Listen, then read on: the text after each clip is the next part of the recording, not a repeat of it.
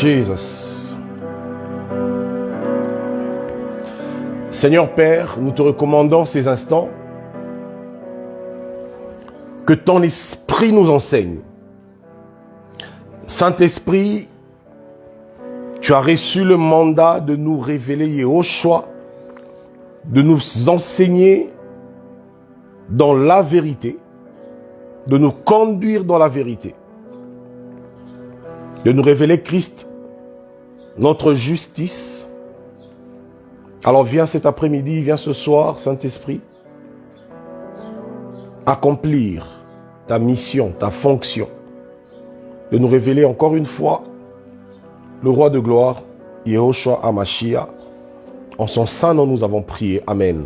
Amen. Amen, amen, amen, amen, amen. Amen. Le Père honore, plutôt, le Père affectionne le Fils. Alors, est-ce que nous pouvons prendre rapidement Matthieu, chapitre 3.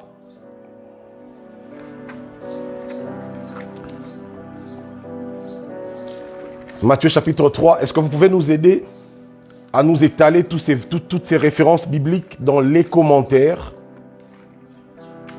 Voilà. Matthieu 3, 16 à 17. Matthieu 3, 16 à 17. Voilà, est-ce que tu as trouvé, Rabbi? Tu peux nous aider avec la lecture? Et dès que Yehoshua eut été baptisé, il sortit directement de l'eau.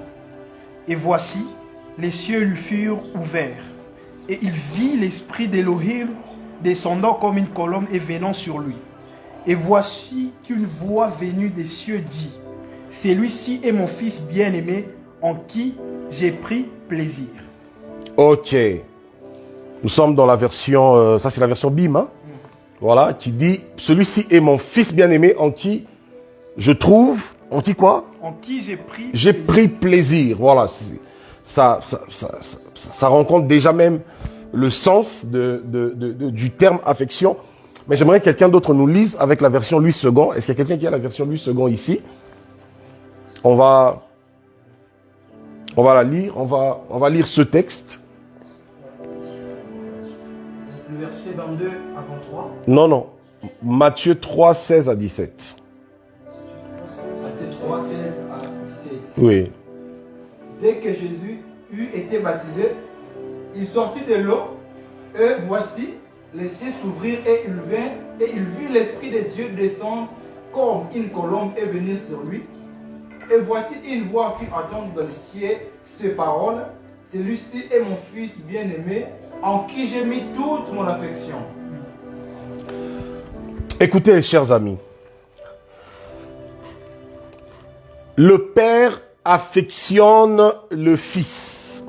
Alors je pense que quand vous avez vu ce thème-là, certainement que plusieurs se sont dit, mais de quoi il s'agit encore? De quel père on parle? Est-ce qu'il s'agit des daddies, des pères spirituels selon le langage religieux, puisque père spirituel dans la Bible n'existe pas. Le père spirituel, c'est Elohim lui-même, notre Seigneur. Et nous avons plutôt des pères dans la foi. C'est ceux dont l'apôtre Paul parle notamment. Et donc, est-ce qu'il s'agit des pères biologiques? C'est pas de ça que nous parlons. Nous sommes dans la pensée de Matthieu chapitre 3, le verset 16 à 17. Alors, je vais relire. Dès que Jésus eut été baptisé, il sortit de l'eau, et voici les cieux s'ouvrirent, et il vit l'Esprit de Dieu descendre comme une colombe et venir sur lui. L'Esprit de Dieu descendre. La première des choses que nous devons retenir, c'est le mouvement de l'Esprit qui quitte le ciel et qui vient sur la terre. Mais lorsque l'Esprit descend, il descend avec un message. Lorsque le Saint-Esprit descend, il descend avec un discours. Lorsque le Saint-Esprit descend, il vient avec un son, un cri du chauffard. Le cri du chauffard qui représente, qui désigne bien évidemment un cri prophétique, un message. Et donc, lorsque le Saint-Esprit descend, le ciel va s'ouvrir et le ciel va rendre un témoignage. Voici mon fils bien-aimé. Celui-ci est mon fils bien-aimé en qui j'ai placé toute mon affection. Alors, le terme affection est tiré d'un mot grec, eudokeo, qui signifie prendre plaisir, trouver agréable. En d'autres termes, le Père céleste, celui-là même qui chassa autrefois Adam du jardin d'Éden, celui-là même dont la parole dit, dans Genèse chapitre 6, que voilà, il y avait la méchanceté sur toute la terre, au temps de Noé bien sûr, au point qu'Élohim dit, je me repens d'avoir créé l'homme. Dieu qui n'a plus jamais pris plaisir dans l'homme depuis le péché adamique, va au 1er siècle rendre le témoignage de son affection, de son plaisir total qu'il trouve en un seul homme dans toute l'humanité. Il dit, celui-ci est mon fils. Ce discours que Yahweh n'a pas déclaré sur Moïse, ce discours qu'il n'a pas déclaré sur Noé, ce discours qu'il n'a pas déclaré sur Enoch, non plus sur Abel, non plus sur Abraham,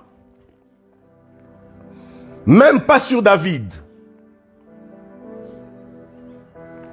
Mais lorsque Yehoshua Hamashiach va sortir des eaux du baptême, le ciel s'ouvre et Yahweh déclare que celui-ci est mon fils bien-aimé en qui j'ai placé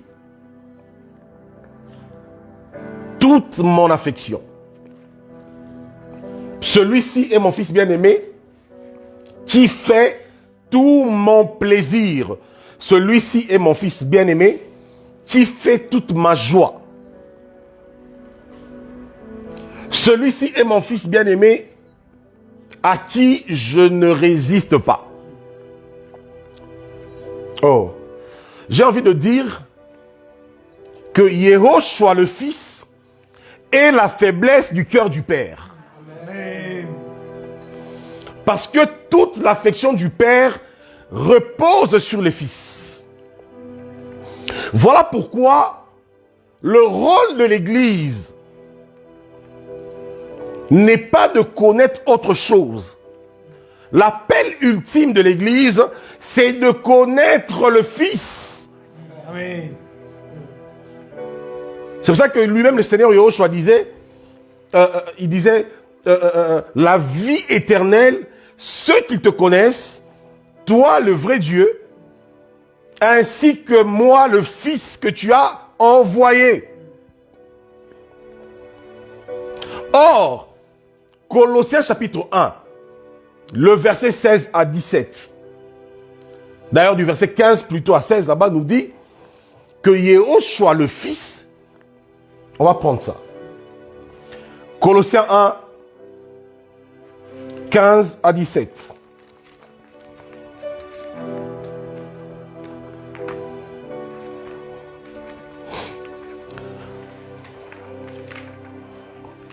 Colossiens 1. Je vais lire le verset, du verset 15 à 16 plutôt. 16 à 17, ouais, 15 à 17. Il est l'image du Dieu invisible. Là, on parle du Fils. Il est l'image du Dieu invisible, le premier-né de toute la création. Car en lui le Fils qui est l'image du Père qui est invisible, en lui ont été créées toutes les choses qui sont dans les cieux et sur la terre, les visibles et les invisibles. Trône, dignité, domination, autorité, tout a été créé par lui et pour lui. Et donc, la parole ici, notamment la doctrine de l'apôtre Paul nous enseigne que le Fils en qui le Père place toute son affection est le maître de toutes choses et est essentiellement le maître de la création. Pourquoi? Parce que le Père est invisible. Le Père est esprit par essence. Or, quand le Père qui est invisible veut se manifester dans le visible, il se révèle par qui? Par le Fils. Amen. De sorte que son action est exécutée par le Fils. Donc, en fait, le Fils représente l'exécution du plan et de la volonté du Père qui est invisible. Amen. Voilà pourquoi le Père place en lui toute son affection. De sorte que tout ce dont l'homme peut avoir besoin, tout ce qu'il faut pour la rédemption de l'homme, pour la perfection du salut de l'homme, ne puisse se trouver que dans le Fils. Le problème, c'est qu'aujourd'hui, on nous a tout présenté sauf le Fils. De plus en plus, la révélation de Yehoshua, le Fils de Dieu, est effacée et elle est remplacée par la révélation de toute autre chose. Le Père n'a pas placé son affection en nous. Le Père n'a pas placé son affection en un pasteur. Le Père n'a pas placé son affection en un gourou, en un chef spirituel d'une religion. Le Père a placé son affection dans le Fils. Celui que le Père a agréé, c'est le Fils. Écoutez, nous allons prendre Jean chapitre 17. On va beaucoup lire.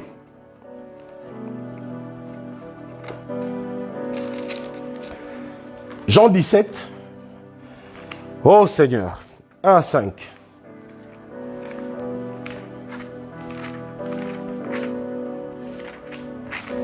Jean 17, 1 à 5.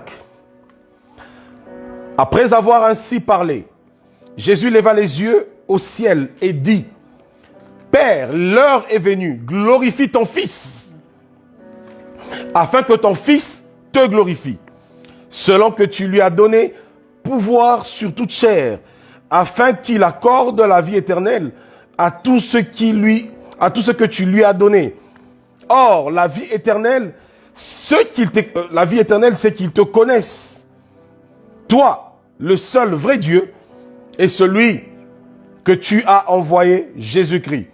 Je t'ai glorifié sur la terre, j'ai achevé l'œuvre que tu m'as donné à faire, et maintenant, toi, Père, glorifie-moi auprès de toi-même, de la gloire que j'avais auprès de toi avant que le monde fût, avant la fondation du monde.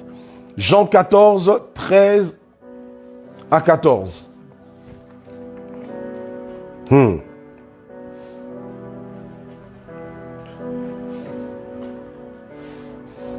Jean chapitre 14. Voilà le verset 13 à 14. Et tout ce que vous demanderez en mon nom, je le ferai, afin que le Père soit glorifié dans le Fils. Si vous demandez quelque chose en mon nom, je le ferai. Dans ces deux textes, on voit le Seigneur Yehoshua dire avec assurance quelque chose. Il dit, Père, glorifie-moi. Pourquoi? Puisque tu as rendu témoignage que je suis celui en qui tu as placé toute ton affection. Je suis celui devant qui tu ne résistes pas. Mon œuvre est l'œuvre l'œuvre à laquelle le Père ne résiste pas. Voilà pourquoi le sang précieux du Mashiach, le Fils, a atténué, a effacé la colère du Père. Amen. Parce qu'il s'agit du sang de celui que le Père a au préalable trouvé agréable. Il dit, dans Hébreu là-bas, tu n'as voulu ni sacrifice, ni offrande, mais tu m'as formé un corps. Le seul sacrifice que le Père a trouvé agréable, non seulement dans la nouvelle alliance, mais depuis la chute de l'homme, c'est le corps du Fils. Voilà pourquoi tous les sacrifices de la loi de Moshe, de la loi de Moïse, n'étaient que des préfigurations. Des préfigurations, des typifications, des représentations. Et Hébreux chapitre 10 nous dit que la loi n'était qu'une ombre et non l'exacte représentation des choses. Et Hébreux chapitre 7 nous dit que la loi reposait sur des choses imparfaites. Pourquoi? Parce que la perfection de ces choses va s'accomplir dans le Fils. Le problème, c'est que quand on ne comprend pas cette vérité biblique, on cherche le Père dans toute autre chose, dans toute autre forme d'œuvre. On veut plaire au Père. On veut une place de choix dans le cœur de Dieu. On veut des bénédictions de Dieu, mais en dehors de la plateforme qu'il faut.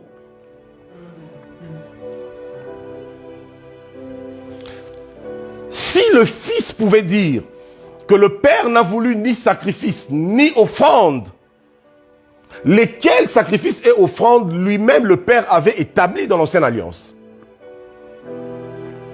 Mais il arrive un temps où le Père n'y prend plus plaisir.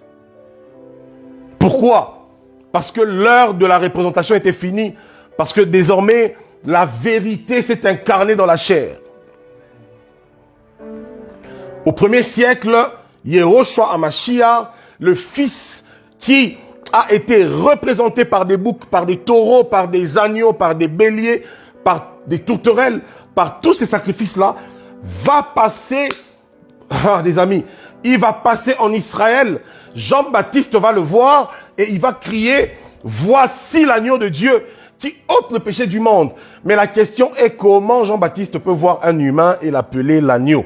Comment il peut voir un humain et le désigner par le nom d'un animal? Mais c'est justement pour faire allusion au seul sacrifice que le Père a agréé et sur lequel il a placé toute sa confiance, toute son affection, tout son agrément, de sorte que le Père ne puisse nous agréer que dans le Mashiach. Ça veut dire, le Père nous agrée par le Fils et dans le Fils. Amen. Voilà pourquoi aucun homme n'est agréable à Dieu en dehors du Fils. Peu importe ses sacrifices et ses œuvres. Peu importe sa moralité humaine et sa piété. Alors malheureusement, aujourd'hui, quand on veut nous prêcher la bénédiction, on nous présente un ensemble des choses à faire pour plaire à Dieu et pour être béni. Et généralement, ça tourne autour d'une manipulation financière. On va parler d'offrande prophétique à gauche, offrande prophétique à droite, acte de foi à gauche, acte de foi à droite, sceller la parole à gauche, sceller la parole à droite. Et comme les hommes ignorent qui est le Fils et quelle est l'œuvre qu'il a accomplie, eh ben, on essaye encore de vouloir avoir une place dans le cœur de Dieu par nos œuvres. Alors que Romains, dans son introduction, Paul, dans l'épître aux Romains, a déjà réglé le problème de l'homme et de ses œuvres en disant que tous ont péché et sont privés de la gloire de Dieu. Tous, sans exception. Au fait, l'information que Paul nous emmène dans ces textes de Romains, c'est que même les patriarches reconnus, cités comme héros de la foi, dans Hébreux 11, les patriarches notamment de l'Ancien Testament, sont eux aussi coupables. Et donc ont été disqualifiés des critères de la gloire de Dieu. Tous. Moïse, péché, disqualifié. Abraham a péché, disqualifié. Joseph, disqualifié. Élisée, disqualifié. David, disqualifié. Voilà pourquoi tous sont descendus dans le séjour des morts. Et attendaient la rédemption. Mais il y a eu un seul en qui le Père a trouvé plaisir. Il y a eu un seul. Vous savez, quand je dis ces choses, je réalise que, au fait, frère, même la méchanceté des hommes, elle perd toute son efficacité face à ces choses-là. Parce que si je ne peux plus recevoir de l'affection d'un homme, mais j'appartiens à celui en qui le Père a placé toute son affection. Amen. Et donc, puisque je suis dans son corps, je reçois par lui l'affection du Père.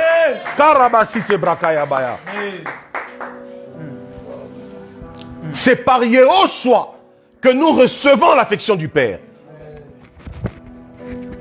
C'est par Yehoshua que nous recevons l'amour infini du Père. Car Dieu a tant aimé le monde qu'il a donné son Fils.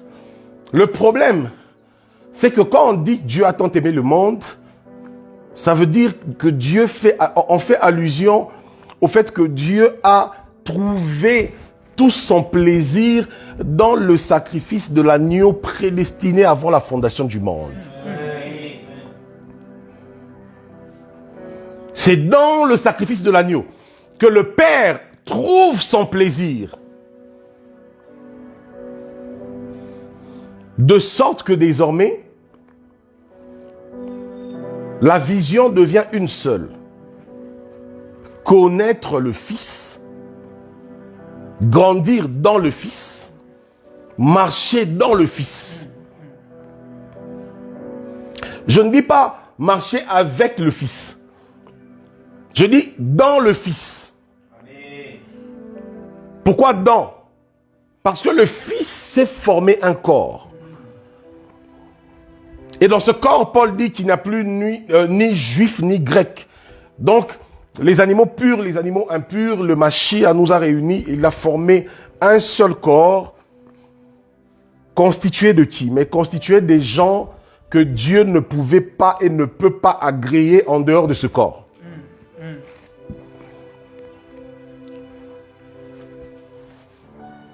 Un corps constitué des hommes et des femmes pleins de faiblesses, pleins de défauts.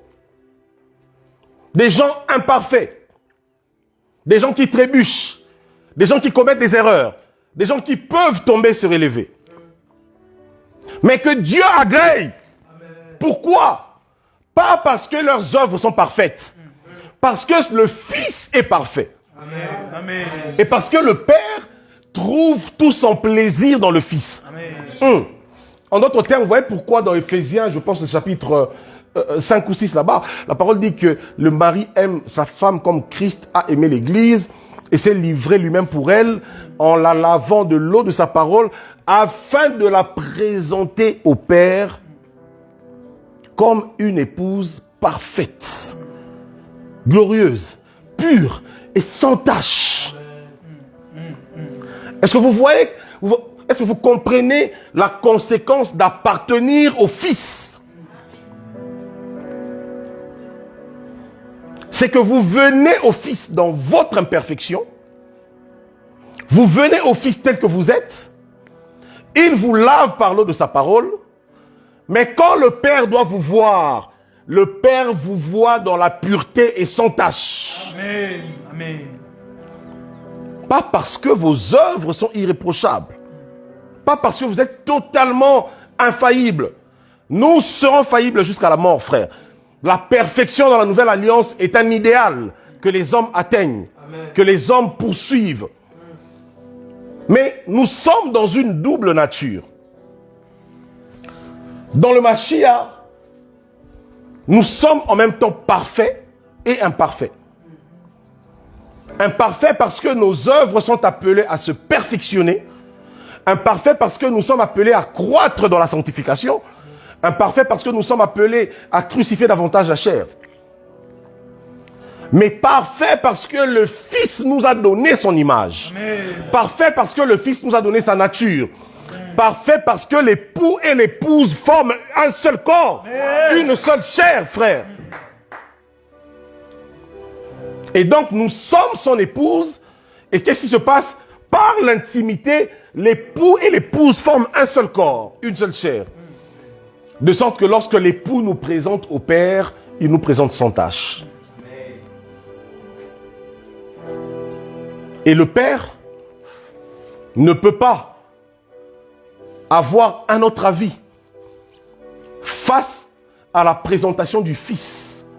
Pourquoi? Parce qu'il a déjà fait un serment. Le serment de l'affection. Le serment de l'agrément. Le serment du plaisir parfait qu'il trouve dans le Fils. De sorte que le Père a scellé l'infaillibilité du Fils. Donc désormais, l'œuvre du Fils est déclarée dans le ciel comme une œuvre parfaite. De sorte que les hommes qui bénéficient de cette œuvre du Fils sont présentés comme, voilà, comme des êtres purifiés, justifiés. Ouais, pourquoi? Ok, écoutez. Dans le livre de Matthieu, le Seigneur Yahushua dit, si votre justice ne dépasse pas celle des pharisiens, vous n'entrerez pas dans le royaume.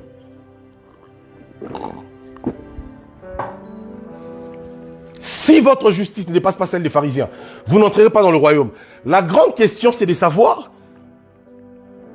que signifie la justice des pharisiens.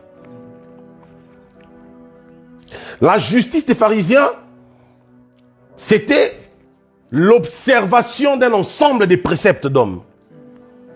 Encore qu'il faut faire la différence entre la Torah de Moïse, d'une part, et les lois orales, d'autre part. Dans la loi de Moïse, le Seigneur va donner 613 commandements pour que les enfants d'Israël les observent, mais pour que prophétiquement, par ces 613 lois, Yahushua soit proclamé. Voilà pourquoi Paul l'appelle le mystère caché de tout temps. Il était le mystère caché dans la loi et dans les 613 commandements. Mais après le parcours des enfants d'Israël, notamment la captivité en Babylone, après cela, ils vont développer des nouvelles lois qui ne sont pas du tout, qui ne sont pas forcément liées à la Torah que Yahweh avait donnée à Moïse. Et c'est là qu'il y a eu des nouveaux préceptes comme le fait de se laver les mains avant de manger. C'était considéré comme, ne pas se laver les mains était considéré comme une impureté. Dans les préceptes d'hommes qui avaient été ajoutés, de sorte que, arrivé au 1er siècle, les pharisiens pouvaient, parce que le terme pharisien qui signifie séparé, donc c'est des gens qui se considéraient comme étant des séparés de la société. Par quoi? Mais par leur piété. Des personnes qui se considéraient avoir une piété surélevée par rapport aux autres et qui estimaient que c'est par l'observation de leurs propres préceptes, non pas de la Torah de Dieu, mais de leurs propres préceptes, et bien que Dieu les agrée et qu'ils sont meilleurs que les autres. Maintenant, Yahushua vient, il dit, il faut que votre justice dépasse celle des pharisiens. Mais Je me mets à la place des disciples au premier siècle. Quand ils ont entendu ça, ils ont dit, mais Seigneur, c'est quoi cette histoire? Parce que la justice des pharisiens, mais c'est l'ensemble de beaucoup de choses compliquées, essayant de plaire à Dieu. Maintenant, tu nous demandes d'avoir une justice qui dépasse celle-là. Ça veut dire que nous devons mettre encore en place un ensemble de préceptes, des nouveaux dogmes pour essayer de te plaire. Or, celui qui dit ces choses aux disciples, Yehoshua, sait qu'à la croix, il va lui-même être révélé désormais comme étant la révélation, la manifestation de la justice de Dieu. Amen. Voilà pourquoi dans la doctrine de la justification, notamment dans Romains chapitre 5, Paul dit que nous avons tous par un seul homme, par une seule désobéissance d'Adam, nous avons tous été condamnés, et par un seul acte d'obéissance, par un seul acte de justice, nous avons tous été justifiés. Romains chapitre 10, le verset 4 nous dit que Yehoshua le Fils est la fin de la loi pour la justification de ceux qui croient. Donc désormais, on comprend que la justice qui dépasse celle des pharisiens, dont Yehoshua parlait, c'était lui-même.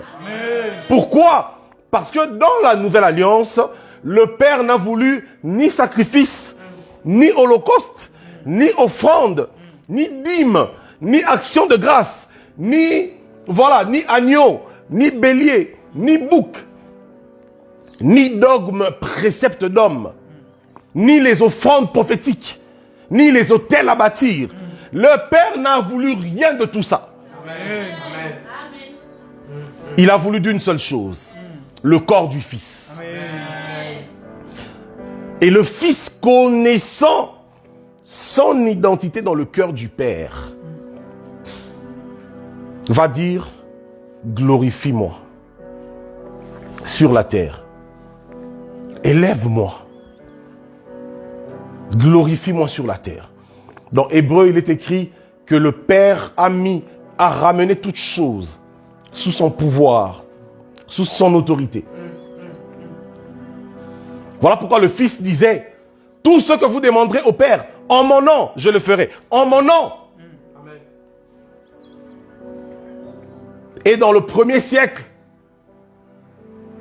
dans les Actes des Apôtres, je pense au chapitre 4 là-bas, et les différents autres chapitres là où on a arrêté les apôtres pour les persécuter à cause de l'évangile, alors qu'ils ont été fouettés par les Sanhédrins, la Bible dit qu'on leur fit des interdictions de prêcher en ce nom-là. Pourquoi? Parce que ce qui dérange la religion, c'est la révélation du Fils.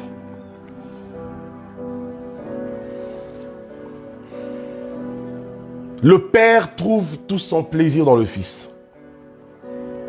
Tu n'es pas guéri parce que tu as passé 30 jours à la montagne.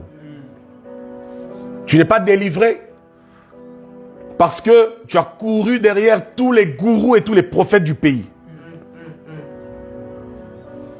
Tu n'es pas délivré parce que tu as remis des enveloppes partout dans tous les ministères qui existent dans la nation. Tu es délivré parce que le Père a mis son affection dans le Fils. Amen. Et celui que le Fils déclare délivré est délivré. Amen. Celui que le Fils déclare affranchi est affranchi. Amen. Celui que le Fils déclare pardonné est pardonné. Amen. Celui que le Fils déclare relevé est relevé. Amen. Celui que le Fils déclare justifié est justifié. Amen. Vous imaginez pourquoi le Fils pouvait dire à Pierre au premier siècle, n'appelle pas impur, c'est que j'appelle pur. Pourquoi? Parce que dans les cieux et sur la terre, désormais j'ai le pouvoir de nommer. Qu'est-ce que le Père a dit au premier qu'on a appelé l'homme, Adam? Il dit, je te donne le pouvoir de nommer. De nommer qui? Mais les animaux. Nomme les animaux. Attention, nous sommes dans la parole prophétique. Le premier Adam qui va recevoir l'image et la nature, l'image et la ressemblance du Père, va concrétiser cela par l'exercice de la nomination. Ça veut dire de l'appel. Le kaléo, appelé par son nom, connaître par son nom. De sorte qu'il pouvait décider que toi tu sois lion, désormais tu es lion. Toi tu t'appelles léopard, toi tu t'appelles chien, toi tu t'appelles ours. Mais attention, parce que dans la parole prophétique, les animaux sont des peuples et des nations, frères. Or, nous sommes dans la nouvelle alliance où le Fils se révèle comme le second et le dernier Adam. Pour restaurer toutes choses comme au commencement. Voilà pourquoi le Père l'envoie afin de nommer les animaux.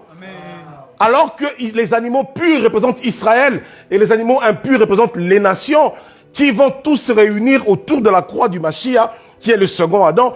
Eh bien, qu'est-ce que le second Adam doit faire? Il doit nommer. Voilà pourquoi il t'appelle sauvé. Il t'appelle pardonné. Il t'appelle délivré. Il t'appelle justifié. Il t'appelle béni. Il t'appelle restauré. Il t'appelle affranchi. Il te nomme. Parce qu'il est le second Adam. Et ce qu'il déclare sur la terre est scellé dans les cieux. Si tu déclares sauvé sur la terre, tu es déclaré sauvé dans les cieux. S'il t'appelle fils sur la terre, tu es appelé fils dans les cieux. Pourquoi? Parce que le Père a trouvé en lui, a placé en lui toute son affection. Frère, quand tu connais Yehoshua Mashiach, tu deviens inébranlable. Quand tu connais cet homme, tu deviens indestructible. Ouf. Ouais, pourquoi Paul pouvait dire qui accusera les élus de Dieu? Qui? Si Satan lui-même ne peut plus les accuser, quel homme accusera les élus? Quelle religion accusera les élus? Quel autel familial, ancestral accusera les élus? Le problème, c'est que les rachetés qui sont passés par la croix sont désormais rentrés dans le corps de celui qui trouve toute l'affection du Père. Jesus, Rabaki Rabakayaba. La religion nous dit, il est écrit qu'il faut bâtir. Non, ils disent qu'il faut bâtir des autels pour être béni. Il faut bâtir des autels. Il faut faire alliance avec Dieu. Faites alliance. Créez une alliance. Or, quand on lit dans la parole, on réalise que aucune alliance n'a été traitée entre Dieu et l'homme à l'initiative de l'homme dans la parole. Ça n'existe pas.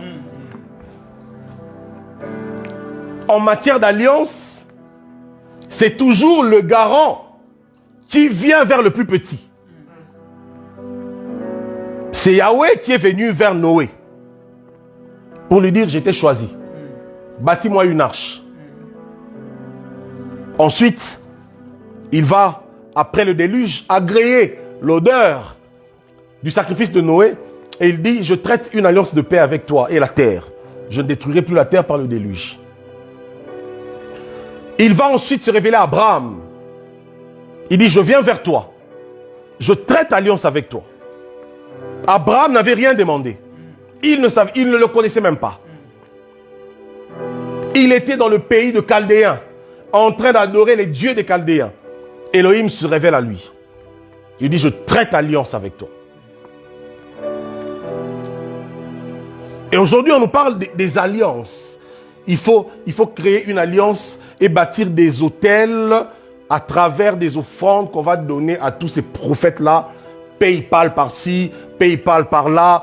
Tu vois une publication sur Facebook, live, moment de prière. C'est la seule phrase édifiante que tu trouves dans des prières. Les 10 phrases qui suivent, c'est numéro de compte, PayPal, tout ça, tout ça. Vous voyez, papa, on peut voir la motivation des gens, la manipulation. Et avec ça, des théories et des théories vont voir le jour. Bâtir des hôtels, bâtir des hôtels, bâtir des hôtels, bâtir des hôtels. Mais le problème, c'est lequel? Nous allons prendre un texte dans Hébreu. Hébreux chapitre 13. Karabasite Brakayaba. Hébreux 13. Hébreux 13.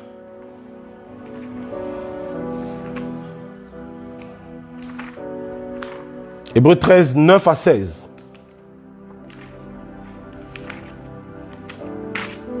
Hébreux 13, 9 à 16.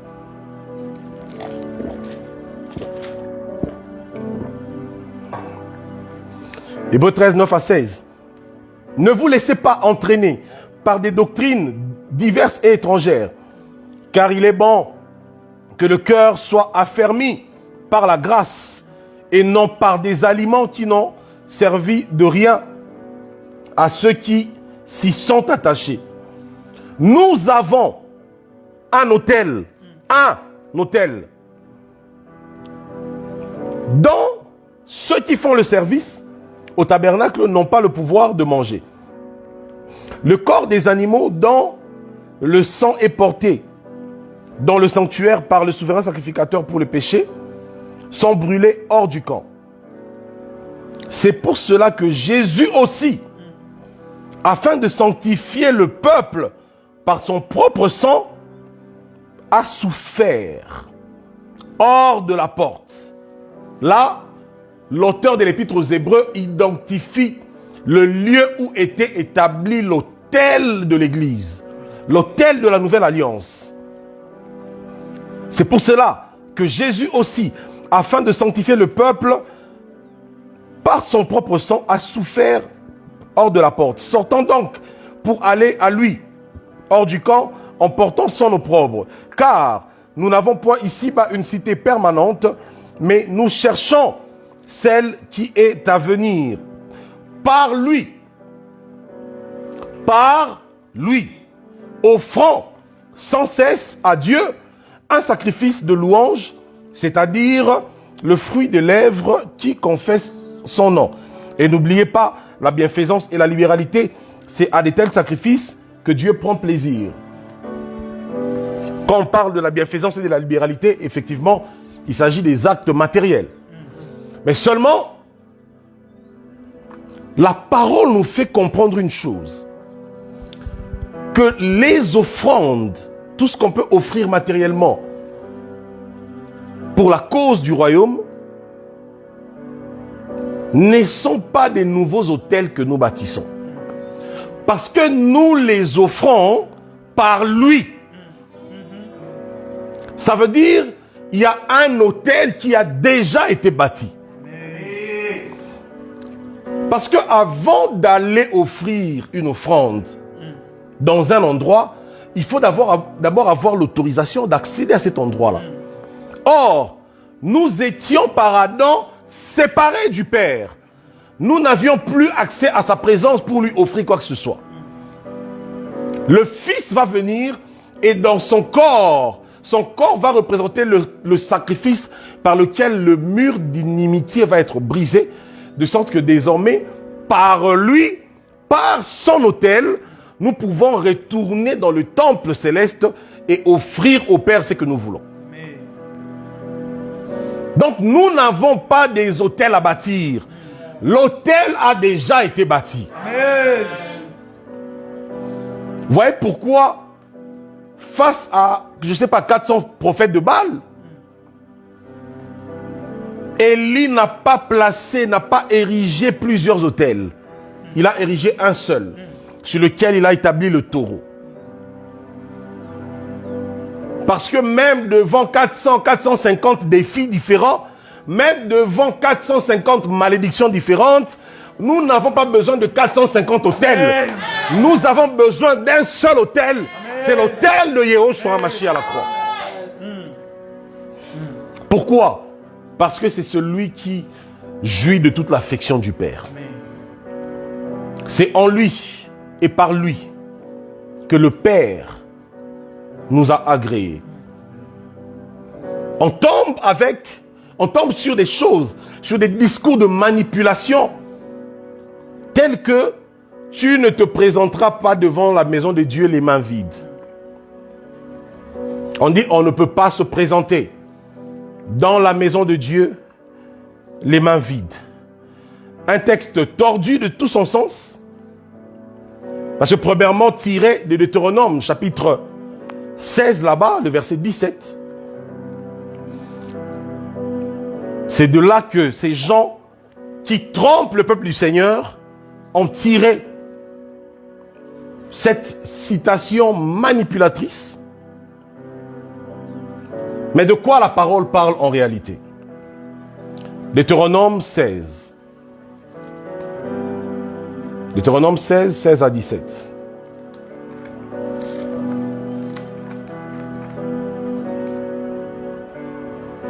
Jesus, révèle-toi Seigneur.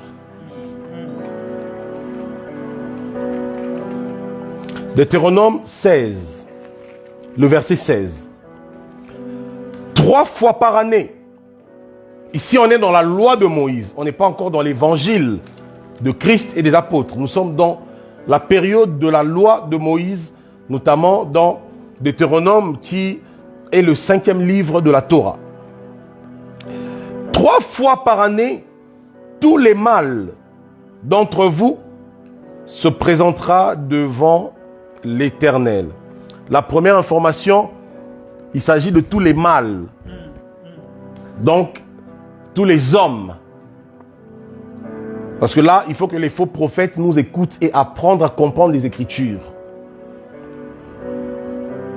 Et que ceux qui pratiquaient ces choses-là par ignorance ouvrent les oreilles et écoutent. C'est que dit non pas un homme, mais la parole du Seigneur.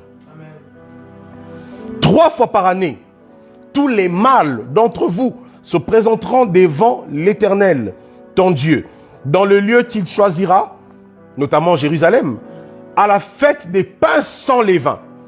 Première fête, pains sans levain. La deuxième fête, à la fête des semaines. La troisième, c'est et à la fête des tabernacles. On ne paraîtra point devant l'Éternel les mains vides. Donc, on ne paraîtra point devant l'Éternel les mains vides est un texte, est une recommandation qui avait une application mosaïque par rapport à ces 3 fêtes juives. Parce que il y avait plusieurs célébrations religieuses juives, mais parmi ces célébrations, il y avait essentiellement les 7 fêtes de l'Éternel. Et parmi ces 7 fêtes, il y en avait 3 qu'on appelait les fêtes de pèlerinage. C'était des célébrations qui nécessitaient assez que les Juifs, les mâles, se retrouvent à Jérusalem, bien évidemment avec des sacrifices pour les offrir dans le temple. Il s'agissait premièrement de la fête des semaines, la fête de pain sans levain, deuxièmement, et de la fête des tabernacles, troisièmement. Alors, on peut retrouver maintenant les sacrifices dont on parle. Quand on dit « tu ne te présenteras pas devant l'Éternel les mains vides », on peut retrouver ces sacrifices dans Lévitique, chapitre 23. Lévitique 23. L'ignorance va tomber au nom de Yehoshua Hamashiach. Amen. Lévitique 23, 15 à 22. Lévitique, voilà, 23, 15 à 22. Que dit la parole? Là, il s'agit de la fête des semaines. Depuis le lendemain du Shabbat, du jour où vous apportez la gerbe pour être agitée de côté et d'autre, vous compterez 7 semaines entières. Vous compterez 50 jours jusqu'au lendemain du sabbat, du 7e sabbat, et vous ferez à l'Éternel une offrande nouvelle. Vous apporterez de vos demeures 2 pains, pour qu'ils soient agités de côté et d'autre. Ils seront faits de 2 dixièmes de fleurs. Est-ce qu'on retient 2 dixièmes de fleur de farine et cuit avec du levain. Ce sont les prémices à l'Éternel. Outre ces pains, vous offrirez en holocauste à l'Éternel 7 agneaux d'un an, sans défaut, un jeune taureau et 2 béliers. Vous y joindrez l'offrande et la libation ordinaire comme offrande consumée par le feu d'une agréable odeur à l'Éternel. Vous offrirez un bouc en sacrifice d'expiation et 2 agneaux d'un an en sacrifice d'action de grâce. Le sacrificateur agitera ses victimes de côté. Voilà, vous pouvez même continuer la lecture. Vous voyez déjà, avant même qu'on aille jusqu'à la fin,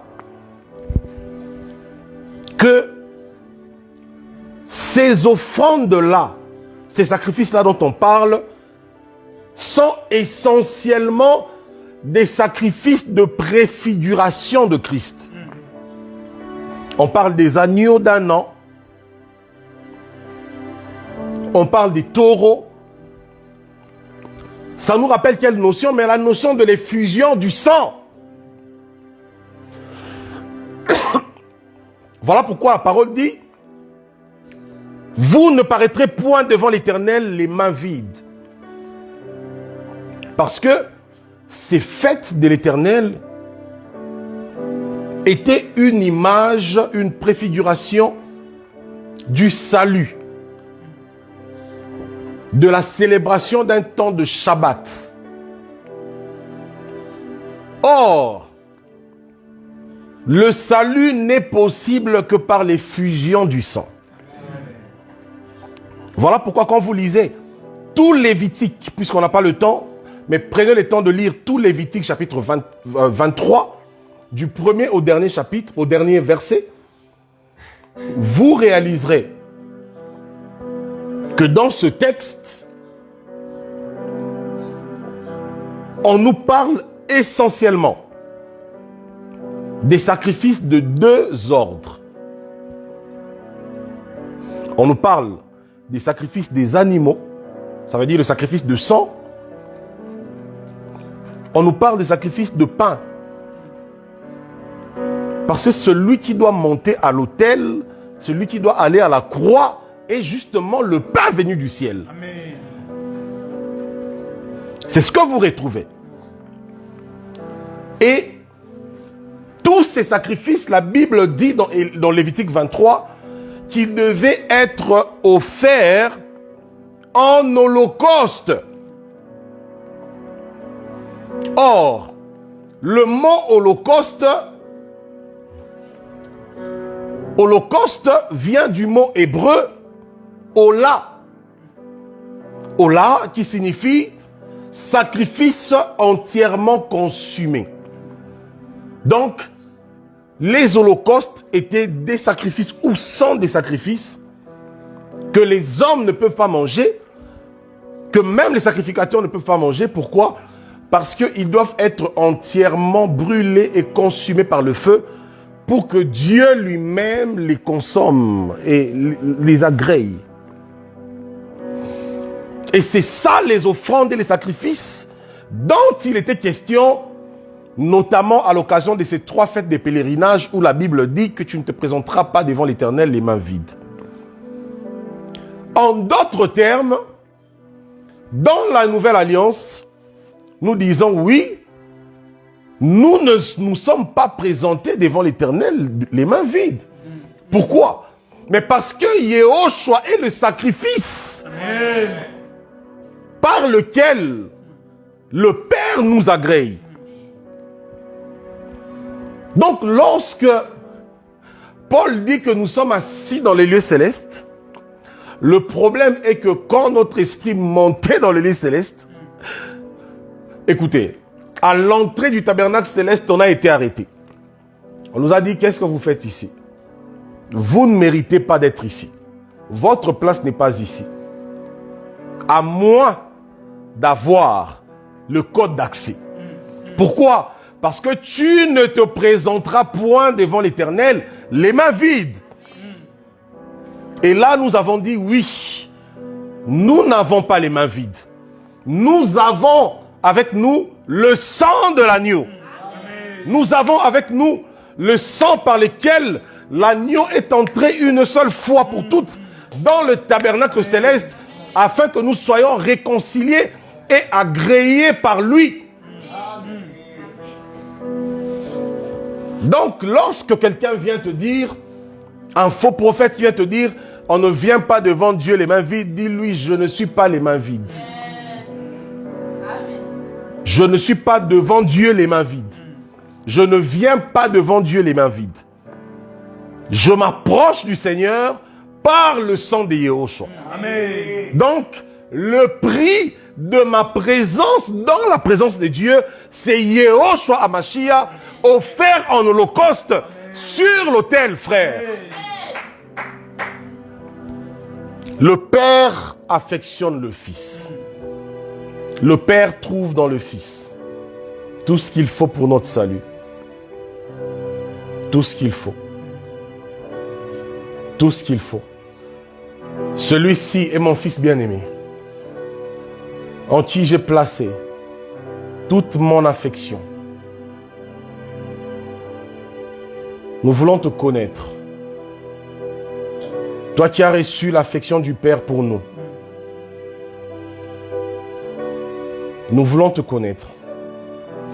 Le problème, c'est que lorsque le Père déclare que le Fils a reçu toute mon affection, ce n'est pas comme si c'était quelque chose de nouveau pour le Fils. Parce que dans Jean là-bas, le Fils dit, glorifie-moi de la gloire que j'avais avant que le monde ne soit créé. Donc, le Fils a toujours eu cette gloire, cette affection. Mais lorsque le ciel s'ouvre lors de son baptême et que le Père rend ce témoignage, c'est juste pour dire désormais à la terre que ce témoignage est rendu pour vous. Vous, petits enfants, vous, faibles hommes, vous qui étiez autrefois maudits, vous qui étiez autrefois pécheurs, vous qui étiez autrefois esclaves, vous qui étiez autrefois condamnés, vous qui étiez autrefois rejetés, vous qui étiez autrefois disqualifiés. Pour vous, sachez que j'ai placé toute mon affection en Yehoshua le Fils, afin que par lui, vous receviez tout de moi. Voilà pourquoi Jacob ne pouvait que voir l'échelle. Cette échelle qui reliait le ciel et la terre, sur laquelle les anges montaient et descendaient. Pourquoi? Mais pourquoi les anges doivent monter et descendre sur une échelle? Pourquoi?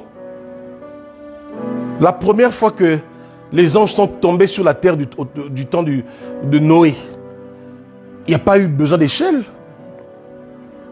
Toutes les fois que les anges sont apparus aux hommes, il n'y a pas eu besoin d'échelle. Mais pourquoi Jacob va avoir cette vision? Pourquoi? Pourquoi? Pourquoi? Parce que l'ancienne alliance, c'est la dispensation de la rupture, de la séparation et de la distance infinie entre la terre et le ciel. Voilà pourquoi Adam a été chassé du jardin et il y eut 2 chérubins protecteurs pour barrer le chemin. Et voilà pourquoi dans le tabernacle de Moïse, l'homme ne pouvait pas accéder au Saint des Saints. Seul le souverain sacrificateur, qui est l'image de Yehoshua, pouvait entrer une seule fois. Parce que dans le tabernacle, le parvis représente le monde avec des pécheurs, le lieu saint représente les rachetés qui rendent culte à Dieu, et le Saint des Saints représente le ciel, où Yehoshua lui seul entre une seule fois avec son propre sang. Et donc, l'homme n'y avait plus accès. Et donc, il y a la séparation entre le ciel et la terre. Or, il est écrit dans Matthieu 6 que ton règne vienne, que ta volonté soit faite, où? Sur la terre comme au ciel. Il est écrit dans Ésaïe que le ciel est son trône, la terre est son marchepied. Donc il faut qu'il y ait mariage entre le ciel et la terre. Mais par le péché adamique, il y a eu rupture. Donc pour relier de nouveau le ciel et la terre, il faut une échelle. Pourquoi? Parce que le ciel, c'est les lieux élevés. On ne peut y accéder comme ça. Il faut une échelle. Et Jacob va voir cette échelle sur laquelle il voit des anges monter et descendre. Et Jean chapitre 1er nous dit vers la fin là-bas que Yehoshua est l'échelle que Jacob avait vue. De sorte que par lui, la terre soit réconciliée avec le ciel. Et pour servir de signe, voilà pourquoi le voile du temple devait être déchiré. Pour dire désormais, le mur qui séparait est brisé. Revenez. Prenez l'échelle et accédez. On dit aujourd'hui ciel ouvert à gauche, ciel ouvert à droite. Ciel ouvert à droite.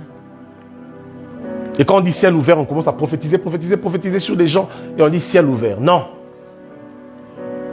Le problème, c'est que dans Matthieu chapitre 3, quand le ciel s'est ouvert, il y a eu un message, la révélation du Fils. Amen. Le problème, c'est que dans Actes des Apôtres chapitre 7, alors qu'on le lapidait, Étienne était là. Alors qu'on le lapidait, il était là, il tenait. Et puis à un moment, il dit, je vois le ciel ouvert. Mais quand le ciel s'est ouvert pour Étienne, Étienne va voir quoi?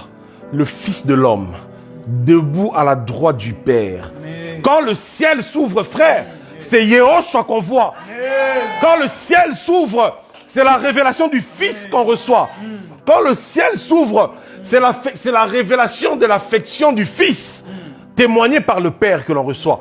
Quand le ciel s'ouvre, c'est la révélation du Fils, assis sur le trône de gloire que l'on reçoit.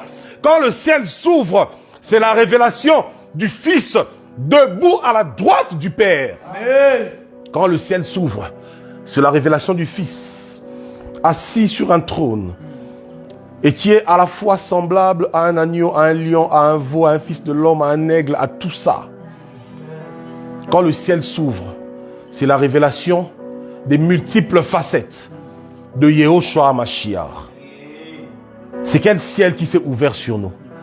Quand on nous dit aujourd'hui, le ciel est ouvert, mais sans la révélation de Yehoshua, c'est quel ciel qui est ouvert? Le problème, c'est qu'on doit comprendre qu'il y a les cieux des cieux, mais qu'il y a aussi le ciel où sont établis les démons, les esprits mauvais, dans les lieux célestes. Selon Éphésiens chapitre 6. Alors, quel ciel nous est-il ouvert? Parce que les cieux des cieux, quand ils sont ouverts, il y a une seule révélation. Pourquoi? Parce qu'un seul nom est élevé dans les cieux, sur la terre et sous la terre, frère. C'est le nom de Yehoshua. Or, quand on parle de son nom, on parle de la révélation de qui il est. On parle de la révélation de toutes ses facettes. C'est pourquoi Paul parle de le connaître. De connaître Yehoshua dans sa longueur, dans sa largeur, dans sa hauteur et dans sa profondeur. Les 4 dimensions de la connaissance de Yehoshua. Pourquoi? Parce que quand le ciel s'ouvre, on reçoit la connaissance de cet homme. On reçoit l'illumination de la révélation de qui il est. Et plus on connaît qui il est, plus on reçoit de son affection auprès du Père. Amen. Plus on reçoit, je dirais plutôt, de l'affection du Père témoignée sur lui, le Fils. Ah, pourquoi j'aimerais dire à nos amis, connaissez le Fils. Amen. Connaissez le Fils. Vous avez trop couru derrière les hommes, derrière les prophètes, derrière les religions. Vous avez trop fait des offrandes pour être délivrés. On vous a trop manipulé. Offrande pour la délivrance. Bâtir des hôtels. Faire ceci. Faire cela. Vous avez trop souffert aussi avec la culpabilité. La culpabilité de vos péchés antérieurs. Croyez-moi, je suis aussi passé par là. J'ai aussi dans ma vie souffert du poids de mes péchés antérieurs jusqu'à ce que je comprenne qu'il y a un homme. Il y a un homme il y a un homme en qui le Père, le Père a proclamé, le Père a confessé toute son affection. Et le Père m'a dit, en lui et par lui, je t'agrée. À cause de lui, je te restaure. À cause de lui, je t'embrasse. À cause de lui, je te déclare pur. À cause de lui, j'ôte ta malédiction. À cause de lui, j'ôte ta honte. Alors relève ta tête, marche. Relève ta tête et avance. À cause de lui. Alors qui accusera les élus de Dieu? Qui accusera les élus de Dieu? Dites-moi son nom. Qui accusera les élus de Dieu? Si même la mort ne peut plus accuser les élus de Dieu, qui accusera? Si même la mort ne peut plus avoir de pouvoir sur les élus de Dieu, qui les accusera? Qui les accusera? À cause de Yehoshua, à cause de cet homme, à cause de cet homme, à cause Rabasatarabakaya, Karadibra, Karaba et Karaba, Derabaï, Derabaya, Raba, à cause de l'homme, à cause de l'homme que le Père a agréé, à cause de Yehoshua, à cause de Yehoshua, à cause de Yehoshua, à cause de Yehoshua.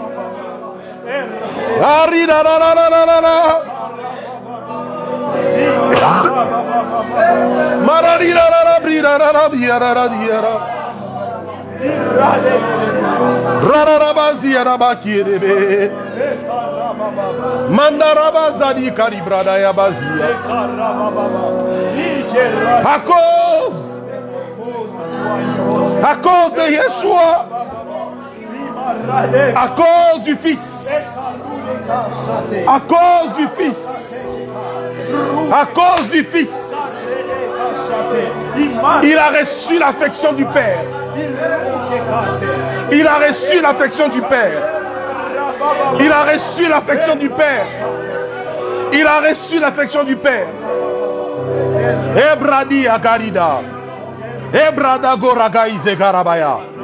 Jesus, ton œuvre est parfaite. Ton œuvre est parfaite. Ton œuvre est parfaite.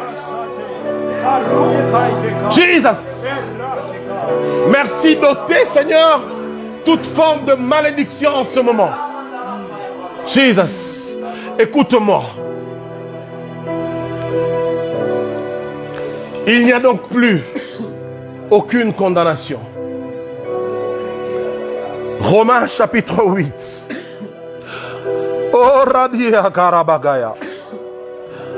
Alors que l'homme adamique a pleuré de toute son existence, car Romains chapitre 7 nous présente l'image de l'homme adamique.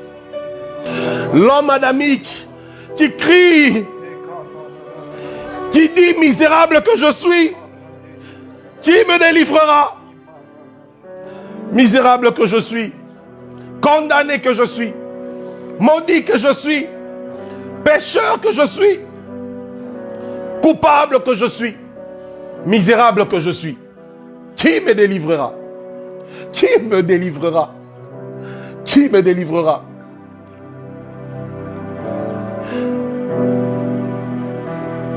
Et dans Romains chapitre 8, Paul va répondre à cette question. Il va dire: oh oui, toi misérable, toi qui étais misérable, toi que le monde a incliné, toi que le péché a incliné, toi que la condamnation a courbé la tête, apprends et écoute aujourd'hui. Il n'y a donc plus aucune condamnation. Écoutez, il ne dit pas il n'y a aucune condamnation pour ceux qui ont fait des offrandes aux prophètes. Il ne dit pas il n'y a aucune condamnation pour ceux qui ont couru derrière des hommes pour faire des cures d'âme. Il ne dit pas il n'y a aucune condamnation pour ceux qui ont passé une éternité sur des montagnes en train de pleurer. Mais il dit il n'y a plus aucune condamnation pour ceux qui sont dans Yehoshua HaMashiach. Pourquoi? Parce que le Fils a été agréé par le Père. Et tous ceux qui sont dans le Fils sont agréés par le Père. Rabri gari gaya bagara bazade. Karabagai de karabaya. Oh Seigneur, Seigneur, restaure la puissance de l'évangile. Restaure le témoignage de l'évangile véritable. Restaure la révélation de Yehoshua. Restaure, Seigneur. Le monde ignore. Le monde ignore qui tu es. Le monde ignore l'œuvre que tu as accomplie. Le monde ignore le prix que tu as payé. Les gens sont remplis de fardeaux, Seigneur. Ils ignorent qui tu es. Ils ignorent qui tu es. Ils ignorent qui tu es. Ils ignorent qui tu es. Remplis-nous de feu. Remplis-nous de feu. Afin que nous rendions témoignage. Afin que nous proclamions le salut, la délivrance, la liberté, la guérison, le pardon, la restauration en Yehoshua, à Mashiach, en Yehoshua, à Mashiach. Gloire à toi, Seigneur. Gloire à toi, Seigneur. Gloire à toi, Seigneur.